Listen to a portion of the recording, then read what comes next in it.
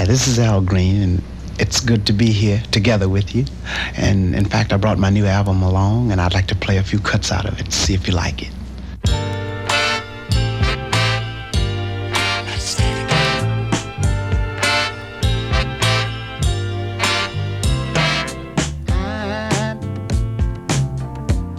I'm so in love with you.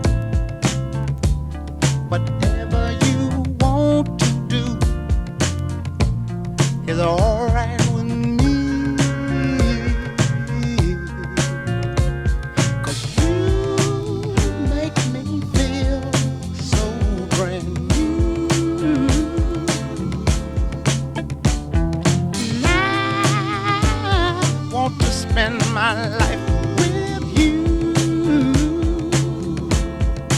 Let me say, sing, baby, since we've been together, ooh, loving you forever is what I need. Let me be the one you come running to. I'll never be untrue. Oh, baby, let's stay together, loving you weather, times are good or bad, happy or sad. Ooh, yeah. Well, the times are good or bad, happy or sad. Why why people break up? Oh, and turn around and make up. I just came to see you'd never do that to me, would you, baby? Being around you is all I see, is what I want us to do. We ought to stay together, loving you weather, times are good and bad, happy or sad. Come on, let's stay together, loving you weather.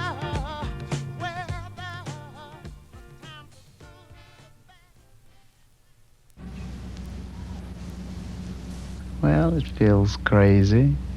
It feels, I don't know, it feels to me like it's something that I've always wanted to do. It's something that I've always wanted to feel, to see what it would feel like to be number one, I guess, in all the billboards in the world, you see.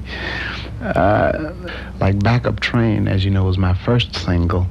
It zoomed to the top of a lot of charts, you see.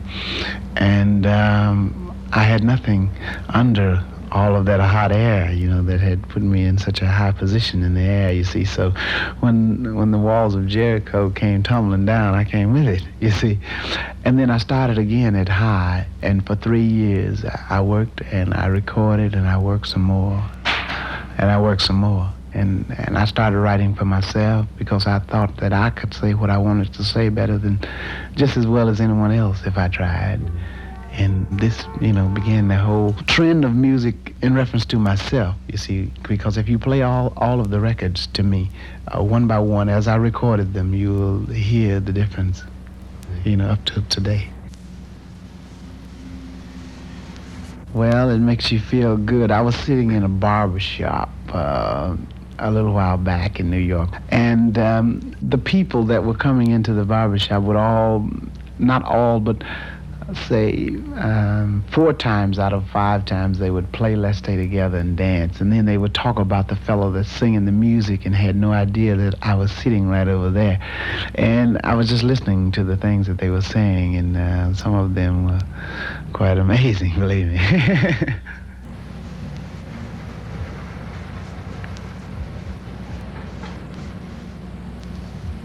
It's hard to say. I would say that it's time for something new. The time has arrived for newness, you know, for the kind of music that people can really, really say, well, I like that, and mean that they like it. You see, from a serious standpoint, and there's no flux about it. When I wrote the song, I had no idea whatsoever. It was just something that I liked. I heard it on piano. Willie Mitchell, my producer, was playing it. He and Al Jackson, and Al Jackson is beating all upside the wall and on the piano top and anywhere else he can find to hold. And they were playing it, and I asked them what it was, and they said they didn't know. And they were just playing, this particular melody. And so I took a pen and paper and wrote the words down that go to the song, and I had no idea that we had come up with another million seller, to make it 2 in a row, which would be a little bit odd, Somehow I believe Let's Stay Together presented such a music, and I think this is the proper time for Let's Stay Together. And the idea around the country and around the world, I believe, if it isn't, it should be togetherness. Well, one of the songs in the album is this particular one, and the title is So You're Leaving Me, and I had the privilege of writing it myself. The background work is done by myself. Well, it's a cut that I think you'll like. I want you to hear it.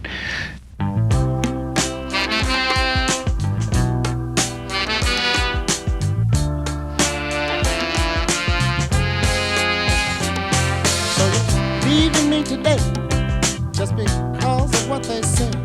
You took that word against mine, but friends do lie sometimes. Before you walk out the door, let me say this once more. Girl, you the one for me. Open your eyes, can't you see? Now you're leaving me. Hey, baby, why you wanna leave me? Yeah, baby, I'm trying to find a way that I can make you stay. You won't hear a word I say. Think you wanna leave me anyway. Don't break their hearts. I knew right from the start. If they're allowing Jesus, can't you see they're allowing you me? I ain't leaving me. Hey baby, oh baby, I ain't leaving me. Yeah, I wanna say, why go and take my life? You can stay and be my wife. You just feel like mine, and our hearts beat right on time. Go on, don't break their hearts. And I knew from the start that they're allowing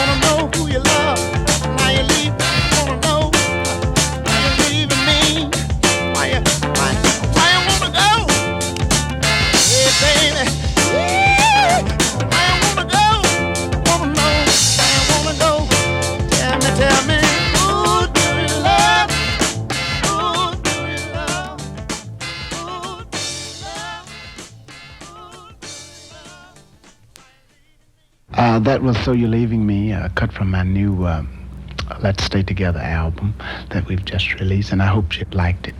This is Al Greene, and I'm so happy that we are together.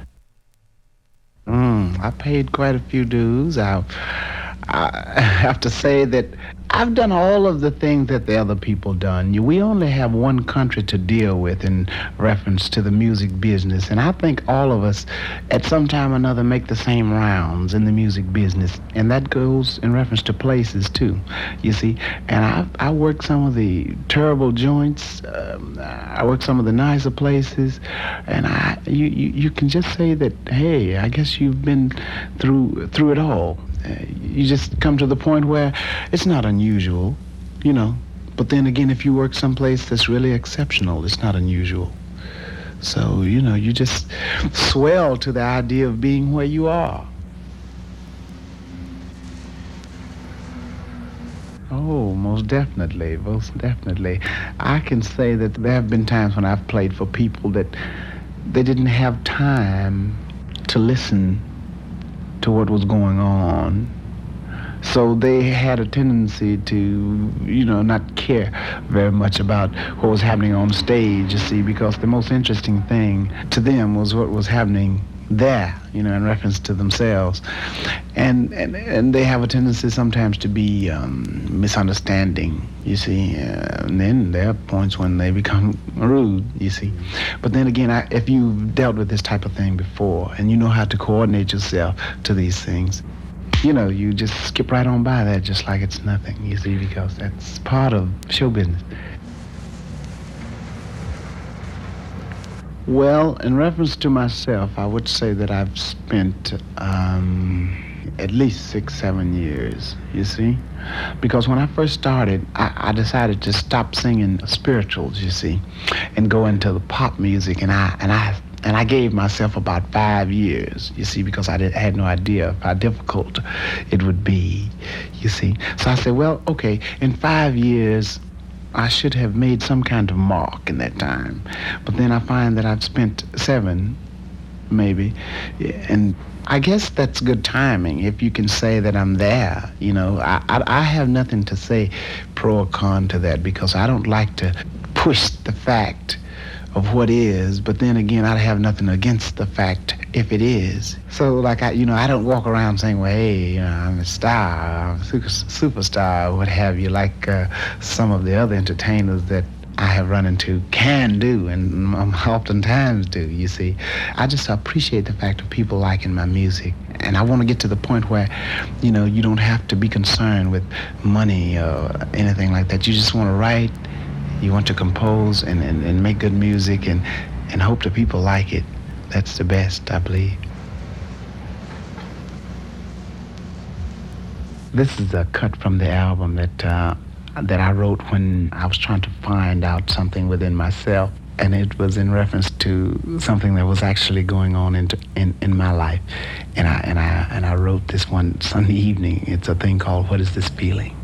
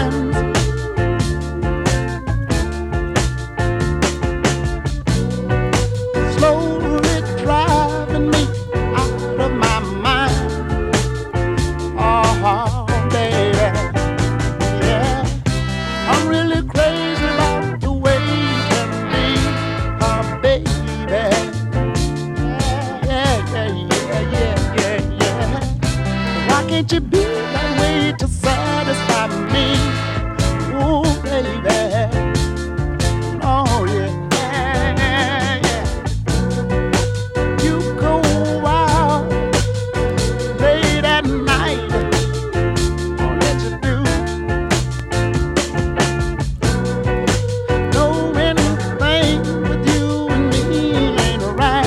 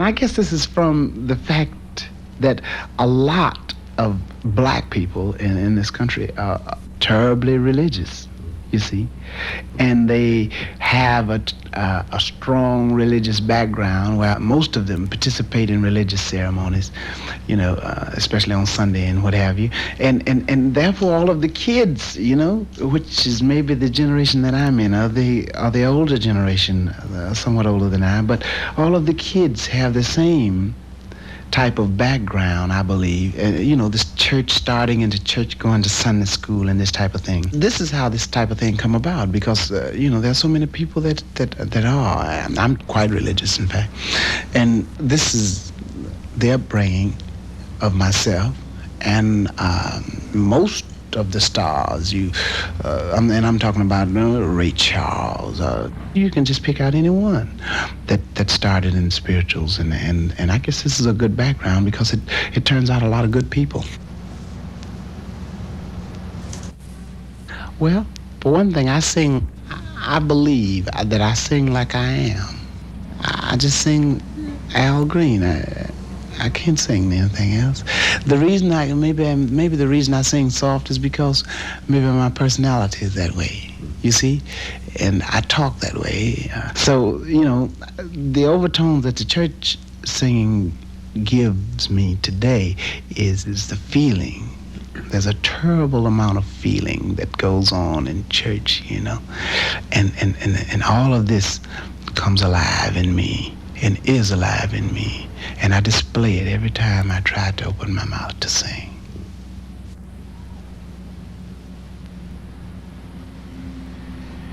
Well, Sam Cooke, for instance, one of my favorite people, who I thought was, nothing less than fantastic. His style was simply great. There's just not really too much you can say about it, but smile and say, hey, the man was out of sight, you see, because he really was. I dug James Brown for good, strong stand. He had a good, strong, solid stand like a Taurus fella, which he is.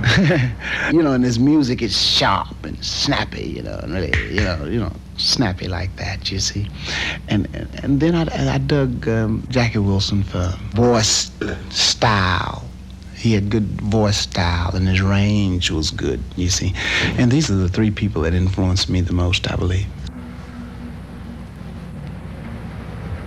There's no way you can describe that. I have no one, and I've never had anyone to sit down and write out any type of a script for me on exactly what to do, what moves to make, how I should walk, if I should take my coat off or not. What should I say between this song and that song? I don't have any type of anything like that. I just say what I want to say. I do what I want to do. Because when I'm on stage, I feel like it belongs to me, and I want to do what I want with it, you see. So I like to just move around. I like to feel freedom in the audience and in the performance, you see. And that's what my music is, free music. That's the only way I could describe it, is free music. This is a song that Eddie Floyd, good friend of mine, in fact, done some years back. And it's a thing called I've Never Found a Girl to Love Me Like You Do. And I hope you do.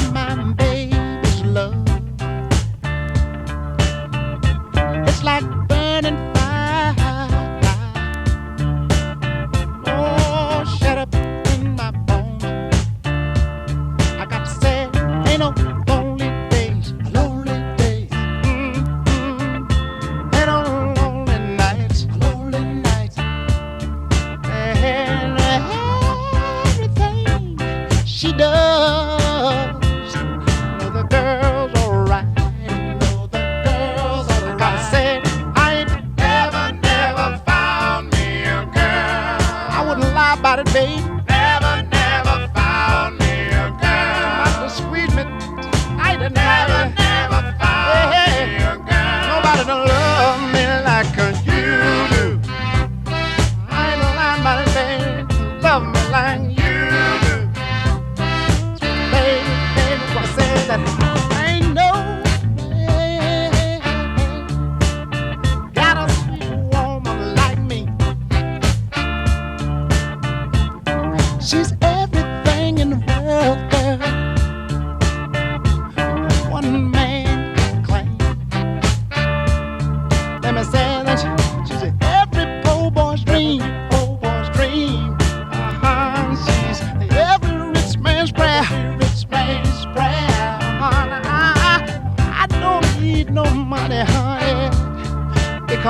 know she's always there. Never found me a girl. Somebody to keep me walking in my shoes. Never found me a girl. She always bring me good news. Never found a girl. Love me like you do. Oh, baby, love me like you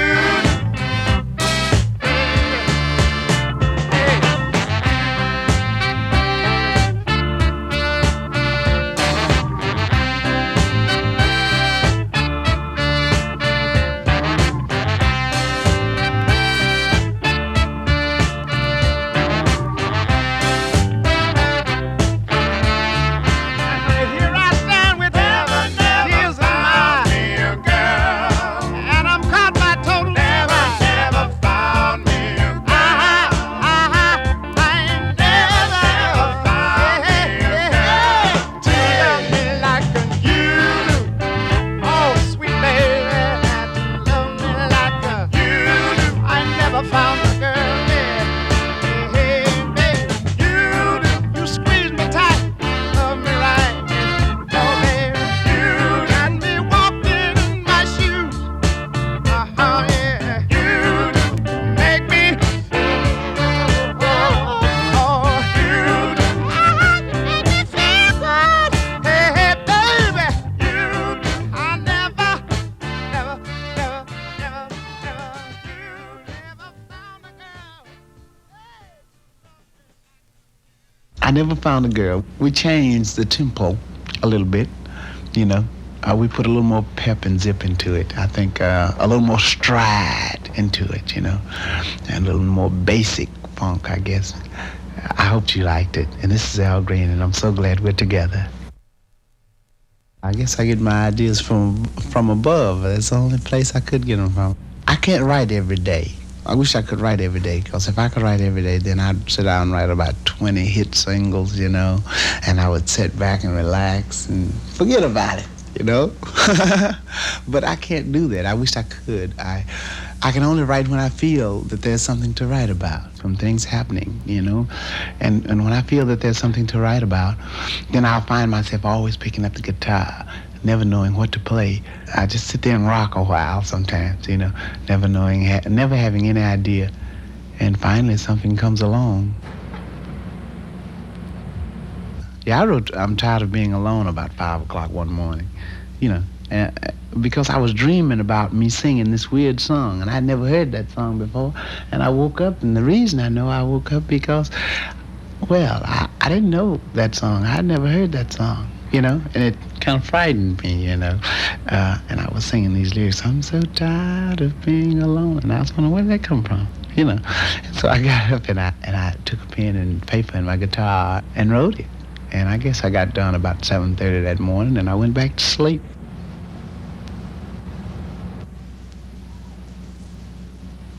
Once I get a basic idea, the idea is there, and I can say what I want to about the picture that I've saw in my mind. Melody and things to say, are just like a completed song, you see, with a picture to write about, you see what I mean? And then you go and learn to play it. I'll have to pick up a guitar and learn to play it. And if I pick up a guitar and learn to play it, then I won't forget it. But if I try to remember it, I will never remember it. I'll always forget it. I've forgotten some of the best ideas in the world, I believe, by trying to remember, because I was 25, 30 miles from home in the car, no pen, no paper, no tape, you know. And I was speeding like mad trying to get home to write it down. And when I got there, I lost the whole thing, you know.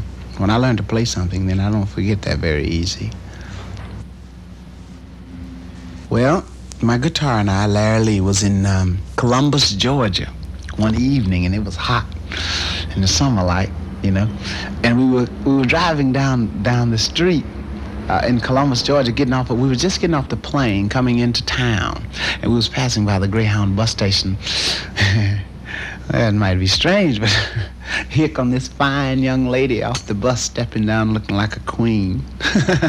And she was very, very attractive. I mean, unusually attractive. I think she was from New York. That's what she said.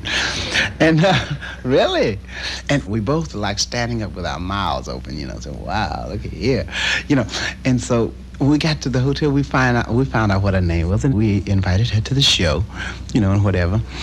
And when we got to the hotel, we just wrote the song, because sometimes when you get in a hotel, you're sitting around, a cat strumming on the guitar, and so you just pick up this idea to write about what excited you most during the day, and that was Judy.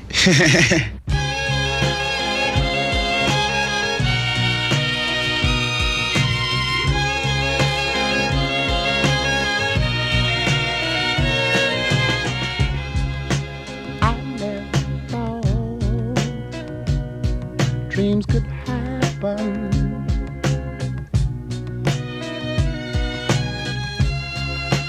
until one came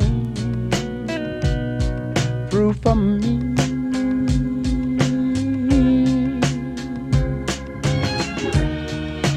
Since I met you, since I met you, all my life it's been one sweet melody. Yeah. I never thought I could welcome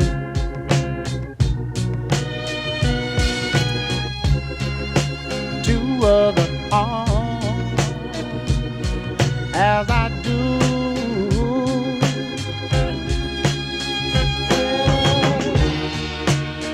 I met you there. Since I met you there, well, it's been a real hip thing, I'm telling you. I'm saying that, oh, Judy,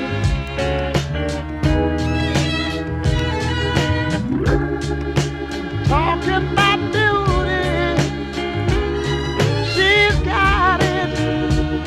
I know she's got it.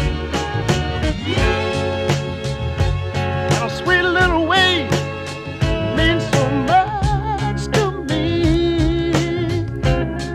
Oh yeah. I'm making my duty. That's her daughter, got her.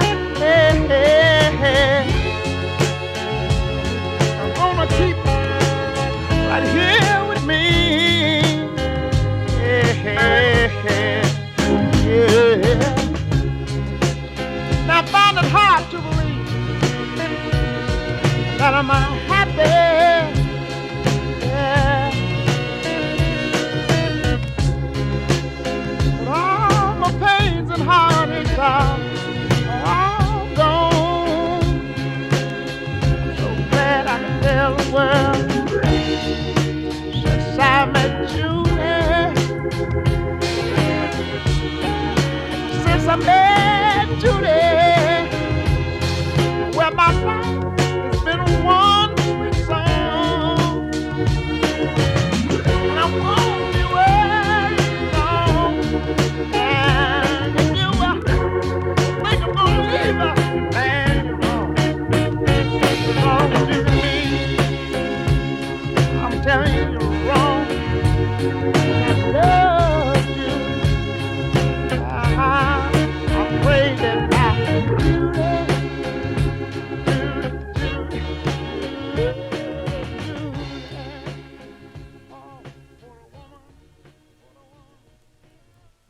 That's Judy. I've never seen her again. We have never seen her. Al Greene, and I think we should stay together. Everybody in my family can sing. Everybody sings. It's just like being in Nashville. Everybody plays guitars. Well, everybody in my family sing. So I guess it was a thing. Nobody took any kind of music of any kind in my family at all. No one ever did. The only music that I had was that I majored in it in choir and what have you in high school and coming out through college. But there's 4 other brothers, and then there are 5 girls, You see, so that makes 10 children and a mom and a dad. Now that's 12, you see. And so I learned what it means to hear your father say, well, hey, you all can't have shoes at the same time. Somebody will have to wait. And then everybody can't have new clothes at the same time.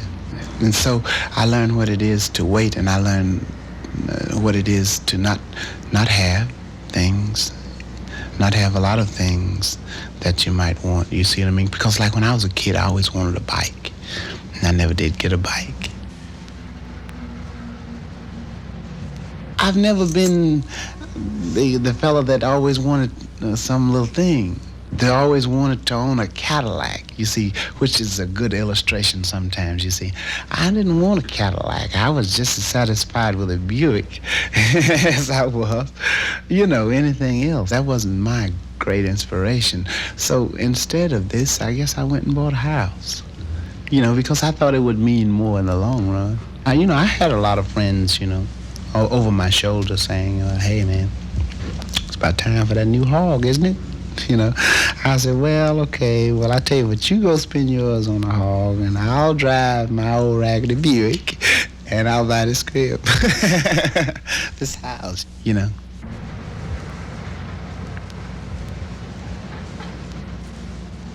Yeah, that was my very first time. We toured the whole country, and it was just great. In France, at the Midam Festival, half the people there couldn't even speak the same language because they were from all over the world, you see. But when I come out on stage and the opening bars of I'm Tired of Being Alone, which we open every show with, then everybody goes up into applause, which makes you know that they understand. I want to always write, to always compose, and to construct things, which may not always be in the same vein that the last record was in, but it's different things that make everything all right. It's rough, to get up and travel and the next day, but I like to sing too. And if I didn't sing, I think I'd just die. And by traveling, I think I'll just die. So I might as well just die singing.